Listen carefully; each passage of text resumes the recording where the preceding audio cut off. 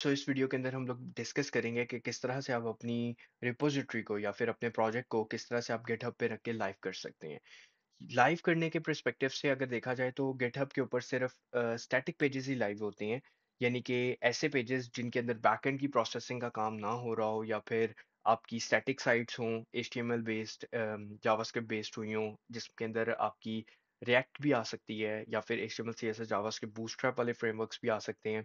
Eventually ऐसी sites जिनके अंदर बैकएंड की लॉजिक का काम बिल्कुल भी ना हो रहा हो, तो हम लोग यहाँ पे रिपोजिटरीज अपलोड करना नहीं सीखेंगे। ओवरऑल हम इसके लिए सेपरेट एक ओवरऑल बनाएंगे प्लेलिस्ट, जिसके अंदर हम गिट और गिटहब के ऊपर सारी चीज़ें सीखेंगे कि किस तरह से हम यूज़ कर सकते हैं। फर्दर अभी हम चलते हैं रिपोजिटरीज की तरफ। ये मेरी सारी रिपोजिटरीज हैं, तो आई होप कि आपके पास भी एक रिपोजिटरी होगी। आपको मैं ये लिंक शेयर कर दूंगा जिसमें आप देख सकते हैं कि किस तरह से प्रोजेक्ट एक लाइव होता है, लेकिन बहुत सिंपल होता है इवेंचुअली।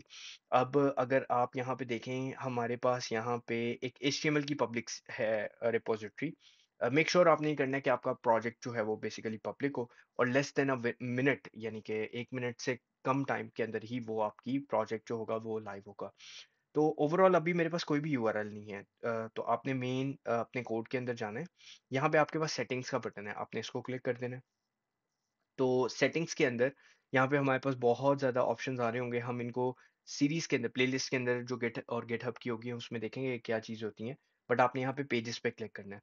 पेजेस के बाद यहाँ पे डिप्लॉय, आपके पास एक्शंस का एक आ रहा है, और यहाँ पे और दूसरा जो ऑप्शन आता है वो डिप्लॉय फॉर अ ब्रांच आ रहा है। ठीक है, हमने डिप्लॉय फॉर द ब्रांच पे क्लिक करना है। यहाँ पे हमारे पास आ रहा है मास्टर या नन, एग्जाम्पल के तौर पे। तो मैं इसको मास्टर सेलेक्ट करता हूँ यहाँ से। अगर मैं इसको पहले डॉक सेलेक्ट करूँ, सेव करूँ, क्योंकि मुझे वहां पे सेव करना है उसको, और अब मैं रूट सेलेक्ट कर देता हूँ क्योंकि मेरा पूरा प्रोजेक्ट जो है, यानी कि अगर आप कोड के अंदर यहाँ पे इवेंचुअली देखें, HTML के फोल्डर्स के अंदर हम जाते हैं, तो वो रूट के अंदर ही सारे HTML पेजेस पड़े हुए हैं। सेम केस रिएक्ट का भी यही होगा कि आपने रिएक्ट की सिंपल एप्लीकेशन यहाँ पे डाली है, उसने खुद उसको बिल्ड करना है। ऑफ कोर्स वहाँ पे नोड मॉड्यूल्स वगैरह अपलोड ना कीजिएगा, ENV वगैरह अपलोड ना कीजिएगा गिटहब के अंदर। तो इवेंचुअली जैसे भी आपने रिएक्ट का प्रोजेक्ट अपने गिटहब पे रखा होगा, सेम प्रोसेस उसका भी यही है। तो मास्टर्स और यहाँ पे आपने रूट सेलेक्ट करके सेव कर लेना है। जैसे आप इसको सेव करेंगे, आप यहाँ पे देखेंगे कि आपके पास एक यहाँ बटन आ रहा है पेंडिंग का। ठीक है, मैं इसको फिर भी एक दफ़ा रिफ्रेश कर देता हूँ, और ये पेंडिंग का जो आपके पास एक आइकन आ रहा है, यानी कि आपकी प्रोसेसिंग शुरू हो चुकी हुई है। ठीक है, तो मैं बेसिकली इसके ऊपर जाता हूँ, क्लिक करता हूँ इसको। तो यहाँ पे कह रहा है some checks have not completed yet. तो चेक्स कुछ हो रहे हैं, और वो थोड़ी देर के अंदर अभी कंप्लीट हो जाएंगे।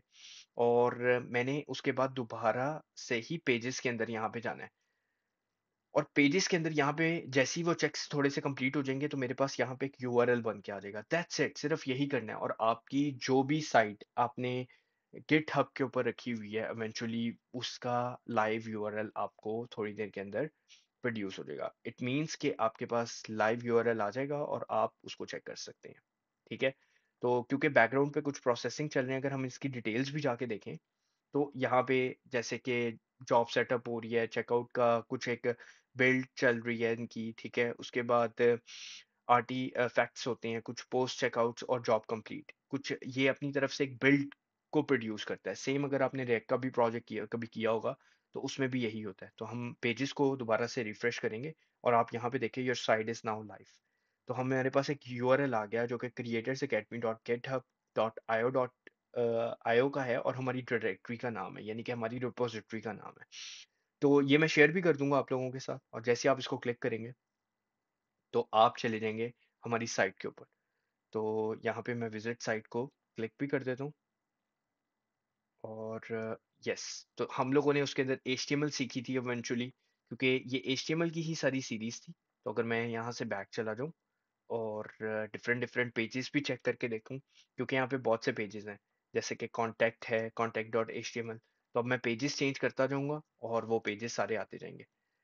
तो इसके अंदर हम लोगों ने इवेंचुअली सीखा था कि किस तरह से आप पेजेस को लाइव कर सकते हैं, और नॉट सिर्फ ये, आप बहुत सी चीज़ों को जो है वो वो कर सकते हैं। अब अगर होम का हम देखें, यहाँ पे होम HTML का भी पेज है हमारे पास, होम डॉट HTML। तो यहाँ पे हमारे पास होम, जिसमें हमने डाउनलोड फाइल्स को भी देखा था।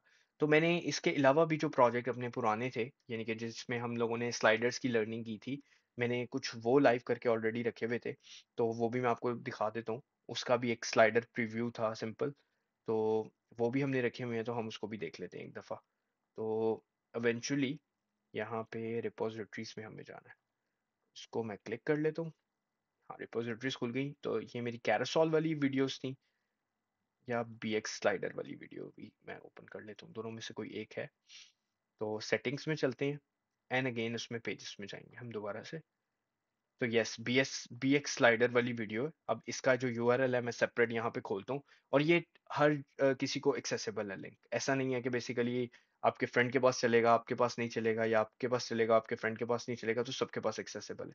तो ये इस तरह से आप गिटहब के ऊपर बेसिकली अपनी स्टैटिक पेजेस या स्टैटिक इन्फॉर्मेशन, अपने पोर्टफोलियोज को, अपने डिजाइन को शेयर करके लिंक पर अपने फ्रेंड्स को शेयर कर सकते हैं। That's it, thank you for watching this video.